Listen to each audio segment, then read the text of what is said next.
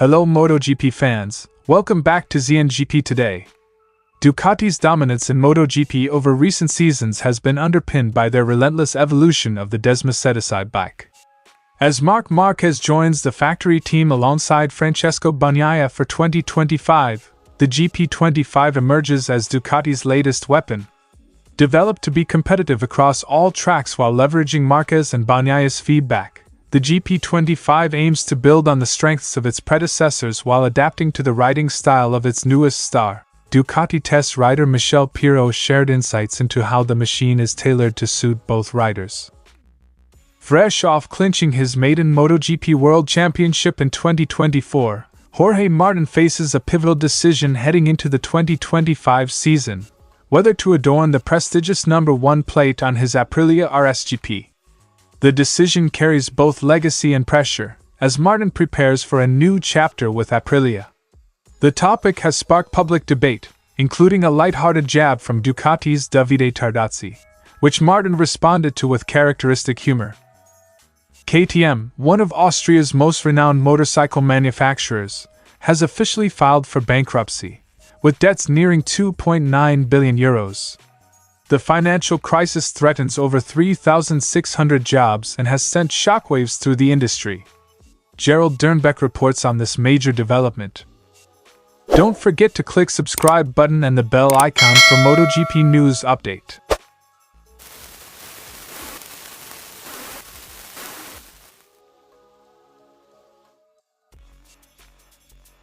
The Ducati Desmosedici GP25 is the culmination of years of progressive innovation.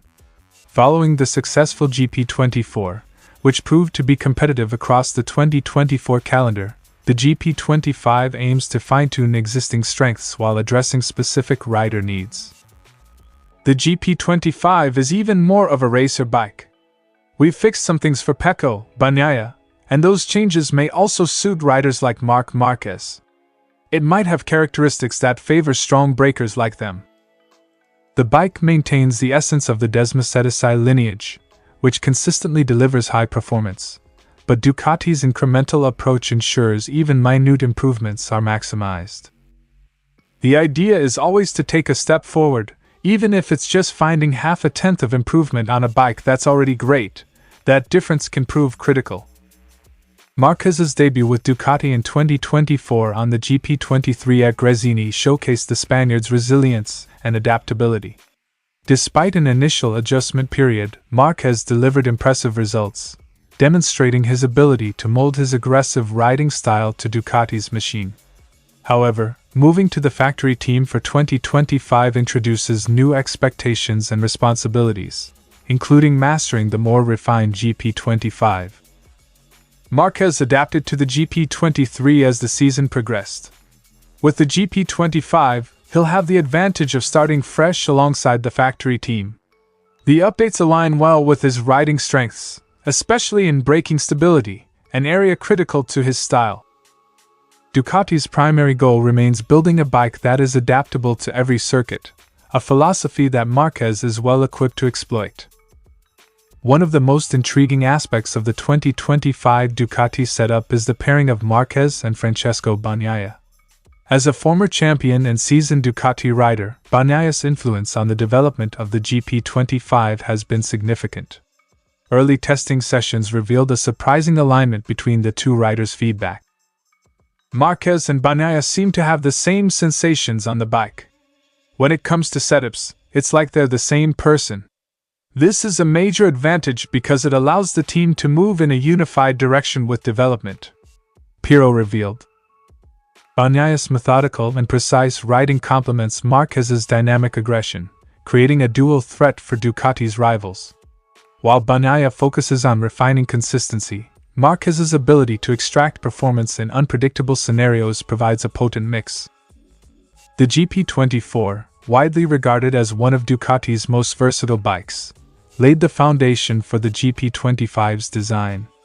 Pirro highlighted its consistent performance across varying conditions as a benchmark. The GP24 proved competitive in all phases of the season, something we hadn't fully achieved with the GP22 or GP23.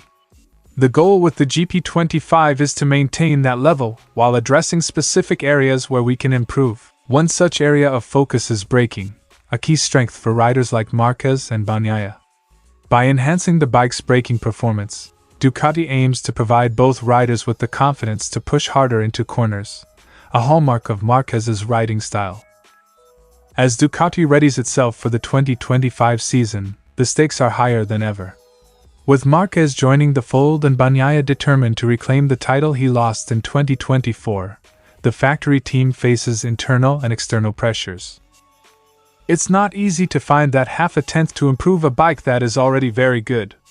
But the difference between winning and losing often comes down to those small details. The true test for the GP25 will come in its ability to support both Márquez and Bagnaia's contrasting approaches, while maintaining Ducati's competitive edge across all 20 races of the season. Ducati's GP25 represents not just another iteration of the Desmosedici, but a strategic evolution designed to accommodate the strengths of its most high-profile recruit, Marc Márquez. Paired with Francesco Bagnaia, the duo is set to bring unprecedented firepower to the factory team. As the 2025 MotoGP season looms, all eyes are on Ducati to see if they can maintain their supremacy, and if Márquez can write a new chapter in his legendary career.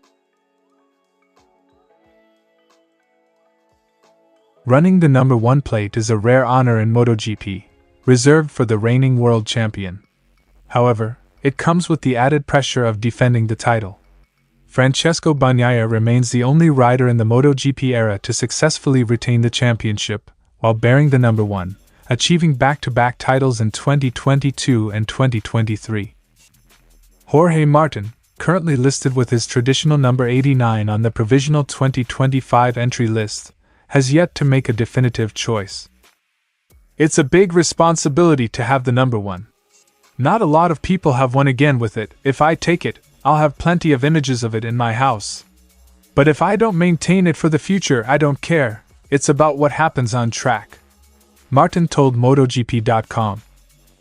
The prospect of the number 1 plate on an Aprilia seemingly irked Ducati team manager Davide Tardozzi, who remarked, "If Aprilia buy this number 1, we'll see if they are able to carry it on." Martin revealed he saw the comment just before his race in Barcelona, choosing to laugh it off. "I saw this message on TV and I was laughing. From one side I didn't want to read it, but from the other, if I get the number 1 plate I deserve it." Despite parting ways with Ducati after winning the title for Pramac, Martin's playful response underscores his confidence and focus on his performance rather than external commentary. Aprilia Racing CEO Massimo Rivola emphasized that Martin has complete freedom in deciding whether to run the number 1 plate. "It will be his choice. There's no pressure for that. The fact we have the world champion is already a big motivation for us. It's a responsibility and an opportunity," Rivola told. Rivola further highlighted Aprilia's priority of making Martin and his new teammate Marco Bezzecchi comfortable with the RS-GP. Both riders delivered consistent feedback about the bike during their initial tests, praising its braking and turning but identifying challenges and maintaining repeatable lap times. If Martin can defend his title with Aprilia, he would join the exclusive ranks of Eddie Lawson, 1988-89, and Valentino Rossi, 2003-2004, as riders to win consecutive championships with different manufacturers. Achieving such a feat against Ducati's formidable factory duo of Francesco Bagnaia and Marc Márquez will be a monumental challenge. Aprilia's inconsistency has been its Achilles heel. Despite winning 4 Grands Prix and 4 sprint races since 2022, the RS-GP struggled to deliver consistent Sunday podiums in 2024, with Aleix Espargaro and Maverick Vinales finishing 7th and 11th in the standings, respectively. Obviously, Ducati is the benchmark. But it's realistic to expect at least 3 Aprilia riders, Martin, Bezzecchi, and Raul Fernandez, to close the gap next year. Martin's move from Pramac Ducati to Aprilia represents more than a team switch. It's a statement of intent for both rider and manufacturer. Aprilia's progress depends on addressing the RS-GP's weaknesses, particularly in producing consistent results across all tracks. "We are sometimes quite good, and other times almost lost. We need a better medium bike. But with feedback from riders coming from the reference bike, Ducati, we can improve. The first major test of 2025 will come at Sepang in February, where Aprilia's new lineup, including rookie AI Ogura at Trackhouse Racing, will showcase their development. Jorge Martin's decision regarding the number 1 plate encapsulates the balance between personal ambition and the broader goals of a rising team. Whether he chooses to wear the coveted number or stick with number 89, the real test lies in whether he and Aprilia can challenge Ducati's dominance.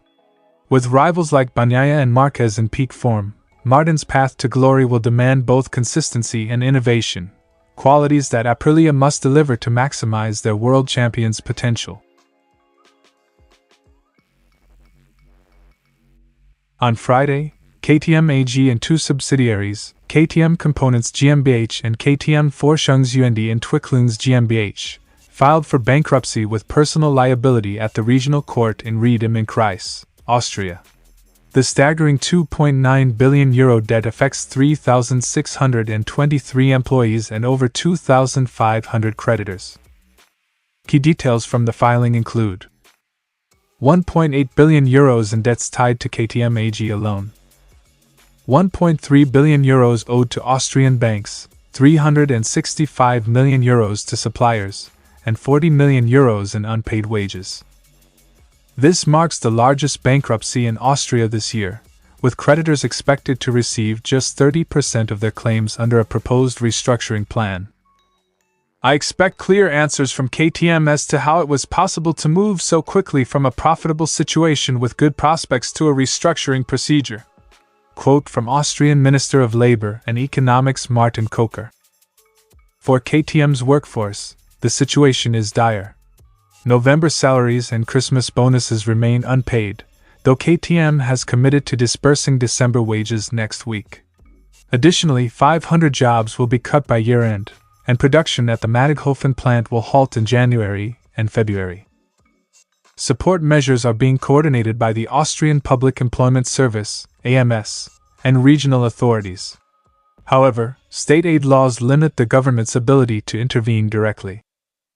Many KTM employees cannot understand what has happened. It's a huge blow to the community. Quote from AMS board member Johannes Kopf. KTM's insolvency is likely to have far-reaching consequences for Austrian suppliers and related industries. Already, the automotive supplier Schaeffler has announced the closure of its Berndorf plant, relocating production to Slovakia and Romania. This compounding crisis presents significant challenges for Austria's economy, with officials working to mitigate the fallout. Upper Austrian Governor Thomas Stelzer emphasized efforts to protect jobs and the plant but acknowledged the constraints of EU state aid regulations. We are doing everything we can to save the plant and the jobs. Quote from Governor Thomas Stelzer. KTM's bankruptcy not only puts thousands of jobs at risk but also raises questions about how a once profitable company could collapse so rapidly. With the future of its MotoGP program and production uncertain, the impact on Austria's economy and the motorcycle industry as a whole could be profound. Stay tuned for further updates. Thanks for watching ZNGP Today, and this is your MotoGP news update. See you in the next video.